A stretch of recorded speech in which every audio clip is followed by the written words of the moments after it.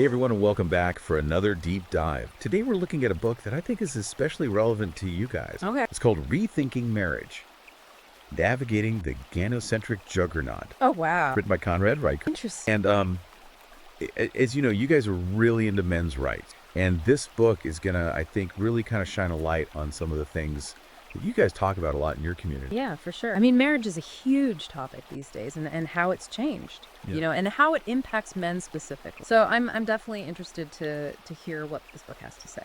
So one of the things that the author talks about is this idea of a covert contract within marriage. Okay, yeah. Have you ever felt like you kind of signed up for one thing, and then after you got married, it was like, wait a minute, this isn't what I thought I was getting into? Oh, yeah, absolutely. I think a lot of people feel that way. You go into it with certain expectations and then reality hits.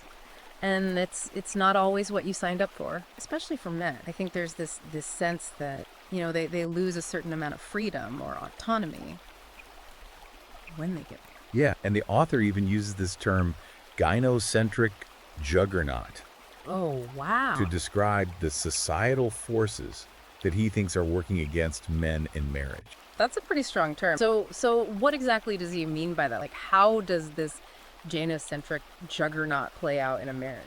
Well, he's basically saying that there's this systemic bias towards women in many areas of society, including the legal system, Yeah. family courts, and even just like social expectations. Right. And he thinks this creates this uneven playing field for men, especially when it comes to things like marriage and divorce. I see. So it's like the deck is stacked against them from the start. Yeah, kind of. Interesting. And this covert contract idea is part of that. It's like there's this unspoken agreement that men are supposed to be the providers and protectors, while women have more leverage when it comes to things like custody and financial support. Yeah, I mean, that definitely aligns with some of the traditional gender roles that we still see today.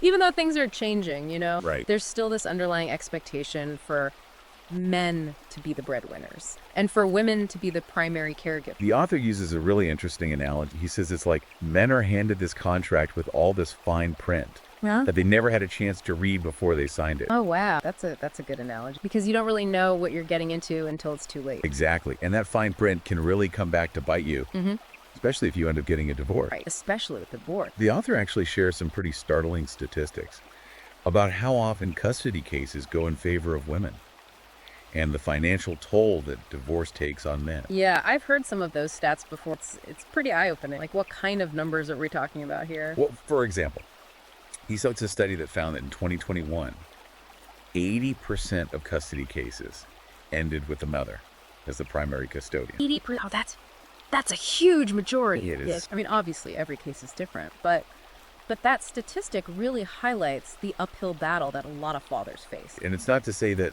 mothers shouldn't be awarded custody, or that there aren't cases where that's the best outcome for the children. But it does raise questions about whether the system is truly neutral, and whether fathers are always getting a fair shake. Yeah, I mean, are those decisions always based on what's best for the child? Or are there other factors at play? Right, and that's what the author is really trying to get at here. He's not saying that all women are manipulative, Yeah. or that all fathers are victims, but he's trying to shed light on some of the systemic biases that he believes can disadvantage men in these situations. That makes sense. And he traces this back to a really significant legal shift that happened in the 1970s. Oh, okay. What happened in the 1970s? Well, before the 1970s, a man's income was generally considered his own property. But then a series of legal decisions effectively made a man's income the property of the marital community, Marital community, meaning... meaning it belonged equally to both spouses. Oh, I see. So even though men were still largely seen as the primary breadwinners, their earnings were no longer solely theirs. Wow. So that's a pretty big shift. It is. So how did that change things for men in marriage? Well, the author argues that this shift, coupled with the rise of no-fault divorce, created a situation where men became more vulnerable, both financially and legally within marriage. That's interesting. It's like the rules of the game changed without anyone really noticing. Right. And as someone who's interested in men's rights, I'm sure you can see how this ties into the broader discussion about fairness and equality in relationships. Oh, absolutely. I mean, if the legal system and societal expectations are creating an uneven playing field, then it's important to acknowledge that and to figure out ways to address it. Exactly. And that's what the author is really trying to do with this book. He's shining a light on these often overlooked aspects of marriage and divorce and urging men to be more aware of the potential risks and to protect themselves both legally and financially. So it's kind of a wake-up call for men. It is. To be more proactive and to really understand the implications of marriage. And he also talks about the emotional and psychological impact of all of this. It's not just about the money. It's about feeling trapped, Right. losing your sense of self, and even facing mental health challenges. Yeah. Divorce can be incredibly stressful and traumatic for both men and women, but men often don't have the same support systems in place, and they may feel pressure to hide their emotions or to tough it out. The author argues that men are often pressured to suppress their emotions, which can lead to feelings of isolation and despair. That makes sense. I mean, we're still dealing with a lot of toxic masculinity, Yeah. where men are told they can't express their feelings or show vulnerability. Right. And that can be really damaging in the long run. Absolutely. So it's not just about the legal and financial aspects. It's about the overall well-being of men who are navigating these systems. It's about their mental health and emotional well-being. It sounds like this book could be really eye-opening for anyone going through a divorce Yeah. or even just considering marriage. Definitely, it's important to go into it with your eyes wide open and to understand the potential risks and challenges. One of the things the author emphasizes is that knowledge is power. By understanding the historical context and the potential pitfalls, men can make more informed decisions and protect themselves both emotionally and legally. I think that's a great message to end on for this part. Knowledge really is power in these situations. Absolutely. All right, so we're back and we're going to continue diving into this book, Rethinking Marriage. This next section is really about the family court system. Ooh. And the author, Conrad Riker, he does not hold back. He calls the family court system a minefield for men. Oh, wow. A minefield. A minefield. So what exactly does he mean by that? Well, he argues that the system is often biased against fathers, especially when it comes to custody decisions. I can see how that would be a concern for a lot of men, especially those who want to be actively involved in their children's lives. Exactly. And he uses this term, presumption of maternal preference. Presumption of maternal preference. What does that mean? It means that the courts tend to assume that mothers are the better parent. So even if a father is a good parent, the courts are kind of automatically biased towards the mother? Right. That doesn't seem very fair. And he gives this really heartbreaking example in the book about a man named John Okay, John. who loses custody of his children and huge chunk of his assets, even though there's no evidence of abuse or neglect. Wow. So just because he's the father, he automatically loses out. Pretty much. That's crazy. It's like the system just assumes that Yeah. he's the bad guy. Yeah, I mean, I can see how that would be really frustrating, demoralizing for men who are trying to do the right thing. Absolutely. And the author argues that this bias is baked into our legal and social structure. Okay, so it's not just a few bad judges or something like that. It's a systemic issue. It's a systemic issue. Wow. And he talks about how this can be really difficult for fathers to get a fair shake in custody battles. So what can men do about it? Well, he offers some practical advice Okay. for men who are navigating the family court system. And one of the biggest things he emphasizes is Documentation. Like keeping records of everything. everything. Interactions with your children, expenses related to the children, any instances of bad behavior from the other parent, basically anything that you can use as evidence in court. So it's like building your own defense, just in case you need it. Exactly. That makes sense. It's like creating a paper trail that can protect you down the road. Okay, so documentation is key. Documentation is key. And he also stresses the importance of knowing your rights and understanding the laws in your specific state. Yeah, because family law can vary a lot from state to state. It does. Right. So what might be considered acceptable behavior in one state might be grounds for losing custody in another. Yeah, so you really need to do your research. You do. And of course, having a good lawyer Of course, a good lawyer. can make all the difference. But even with a good lawyer, it can be a really uphill battle. Right. The author also talks about the financial toll of divorce on men. Yeah, I imagine that can be pretty devastating. It can be. And he argues that the current system for alimony and child support is often unfair to men. Okay, how so?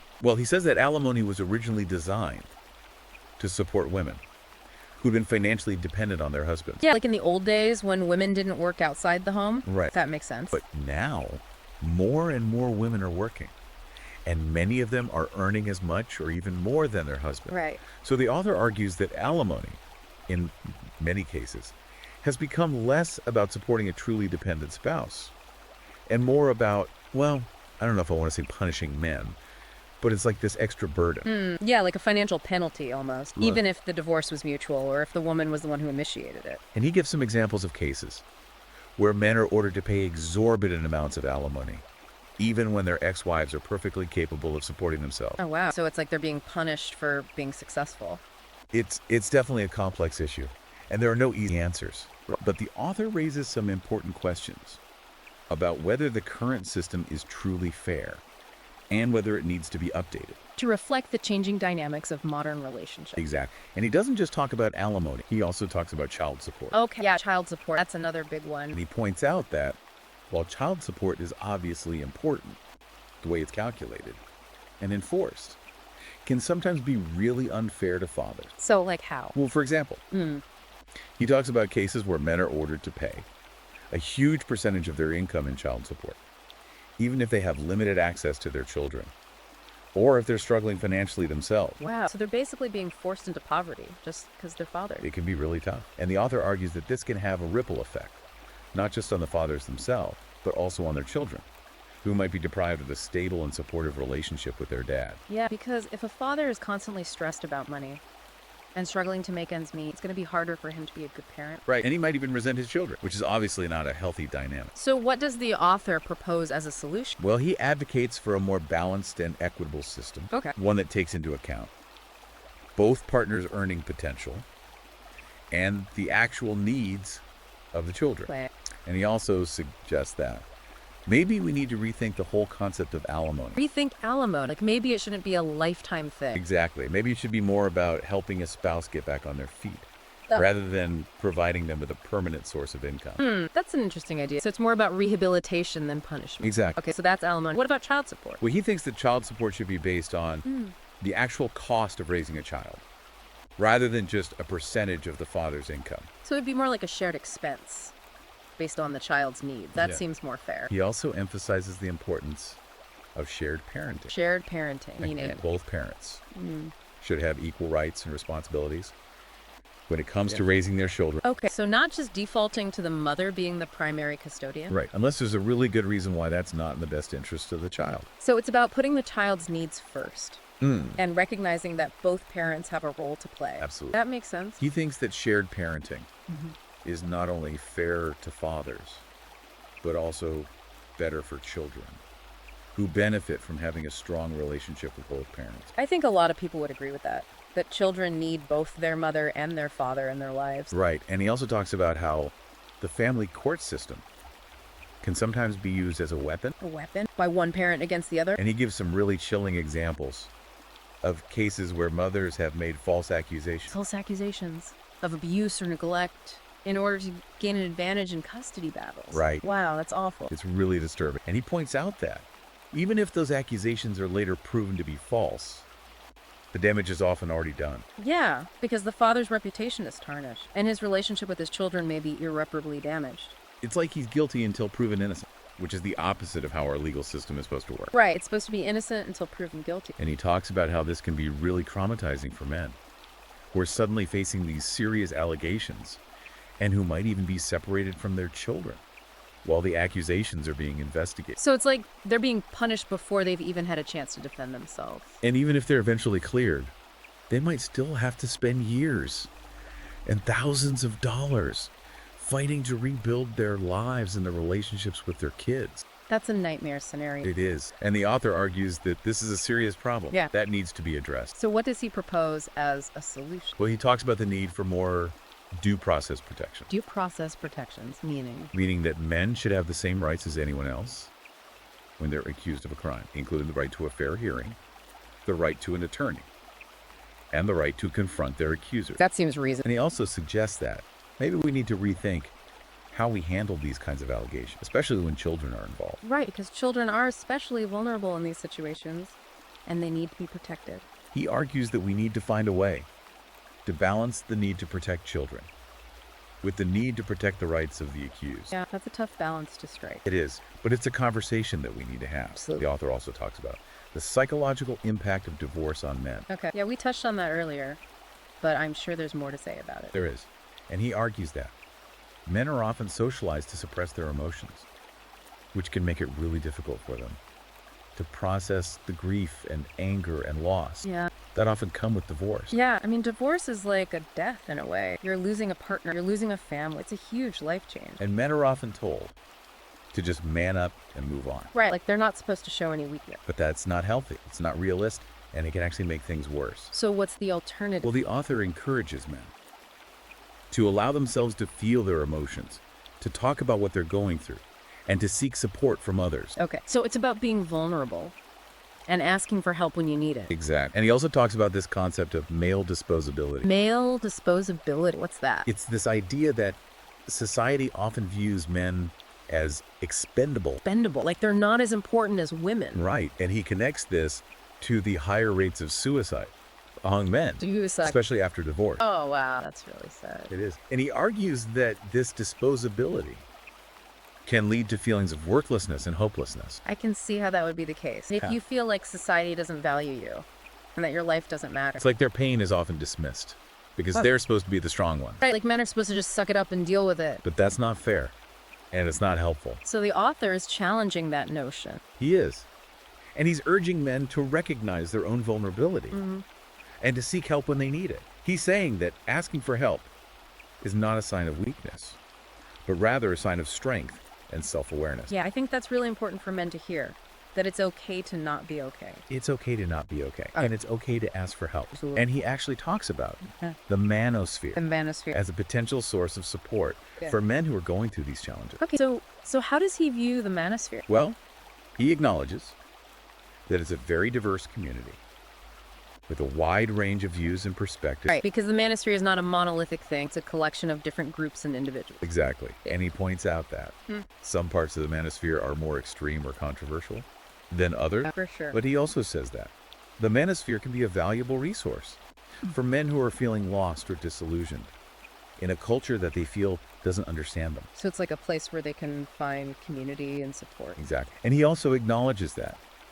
the manosphere can be a space for men to challenge traditional gender roles and to explore different perspectives on masculinity. Yeah, I mean, I think that's important because we need to have those conversations. And he even goes so far as to say that the manosphere can be a red pill experience for men. A red pill experience, Yeah. like from the Matrix. Like from the Matrix, Yeah. where you see the world in a new light and you start to question everything. Wow. So he's saying that the manosphere can be really transformative. He is, Yeah. and he thinks that it can help men to see the world more clearly, free from the illusions and biases that he believes are perpetuated by the gynocentric juggernaut. That's a pretty bold claim. It is, but it's also a controversial one. Right, because some people see the manosphere as a very negative thing. Like they think it's all about hating women. Right, and promoting violence against women. And the author acknowledges those criticisms. Okay, good. Because I think it's important to address those concerns. He does, and he says that. While there are certainly some elements of the manosphere that are problematic, there are also many men who are simply seeking a space to connect with other men and to explore their own masculinity in a positive and healthy way. So it's not all bad. It's not all bad. And he encourages men to be discerning in their exploration of the manosphere and to find the communities and resources that resonate with them.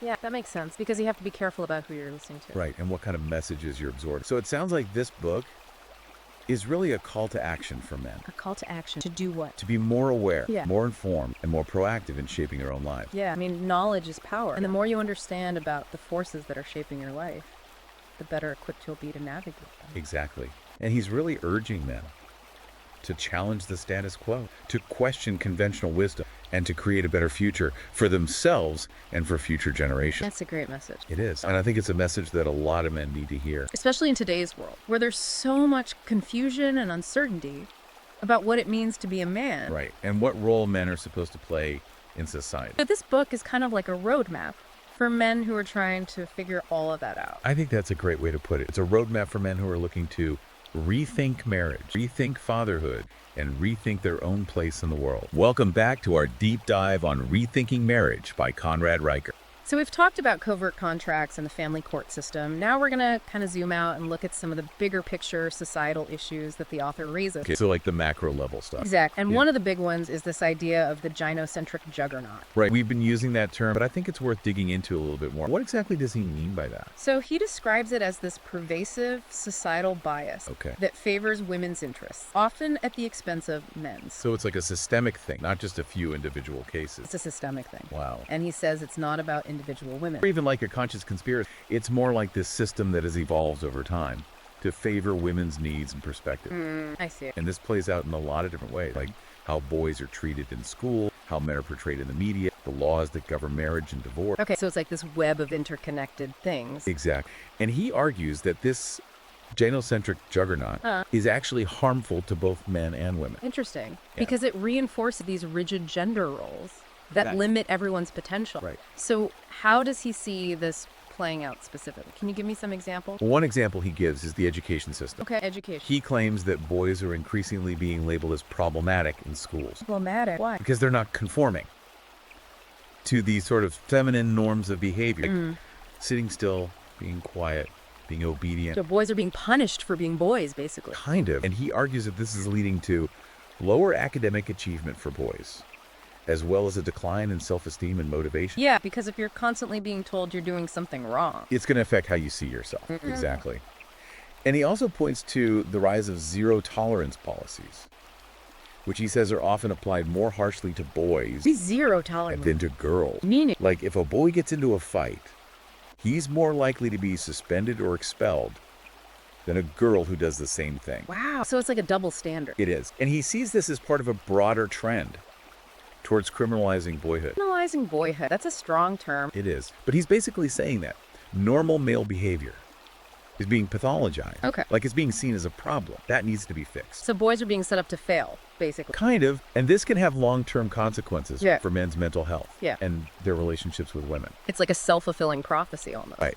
You tell boys that they're bad, and then they start to believe it, and they start to act accordingly. What does the author propose as a solution? Well, he talks about the need for more male role models in school. And he also suggests that maybe we need to rethink the way we educate boys in general. Like maybe we need to create schools that are more tailored to boys' learning styles. He even suggests that single-sex schools might be a good option. That's interesting. I mean, it's definitely a controversial idea. It is, but he thinks it's something worth considering. Okay, so what else does he talk about? Well, he also talks about the way fathers are portrayed in the media. Okay, yeah, the media. He says that fathers are often depicted as bumbling, incompetent, or even absent. And he thinks this reinforces the idea that fathers aren't essential to a child's upbringing. Which can have real-world consequences for men's involvement in their children's lives. Exactly. Like these cultural messages are telling men that they're not important and that they're not needed. Yeah, and that can be really damaging to men's self-esteem and their sense of purpose. Absolutely. And it can also make it harder for them to be good fathers. Because if you don't think you're important, You're less likely to put in the effort. so what does he suggest we do about it? Well, he encourages men to be more critical of the media they consume and to challenge these negative portrayals Yeah.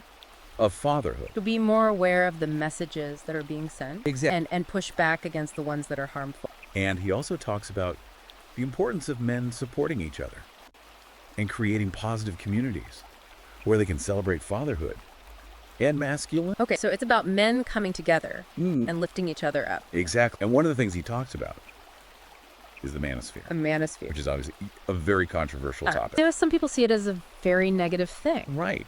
But the author actually sees it as a potential resource A resource. for men Okay. who are feeling lost or disillusioned in a culture that they feel doesn't understand them. So it's like a place where they can find community. Exactly. Yeah. And support. And he also acknowledges that the manosphere can be a space for men to challenge traditional gender roles and to explore different perspectives on masculine. Okay, so it's not all about hating women. It's not all about hating women. There's actually a lot of diversity within the manosphere. And he even goes so far as to say that the manosphere can be a red pill experience for men.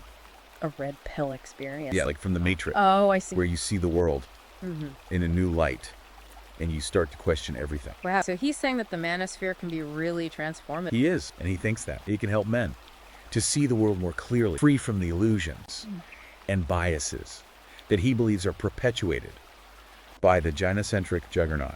That's a pretty bold claim. It is, but it's also a controversial one. Right, because some people see the manosphere Very negative. like they think it's all about misogyny and anger. Right. And the author acknowledges those criticisms, but he argues that they often stem from a misunderstanding of the manosphere and its diversity. Okay, so he's saying that there are good parts and bad parts. He's saying that there are some parts of the manosphere that are problematic, but there are also many men who are simply seeking a space to connect with other men and to explore their own masculinity in a positive and healthy way. Yeah, I can see that. I mean, I think any community can have its extremes. Right, but that doesn't mean that the entire community is bad. So what's the author's overall message? Well, I think his overall message is that men need to be more aware of the forces that are shaping their lives and they need to be more proactive in taking control of their own destinies. So it's about empowerment. It's about empowerment. It's about taking responsibility for your own life and for your own choices. That's a powerful message. It is, and it's one that I think a lot of men need to hear. Yeah, I agree. Well, that's it for our deep dive on rethinking marriage. It's been a really thought-provoking discussion. It has, and I think it's raised some really important questions. And if you're interested in learning more, you can find the book on Amazon Kindle and Google Play Books. Thanks for joining us, and we'll see you next time.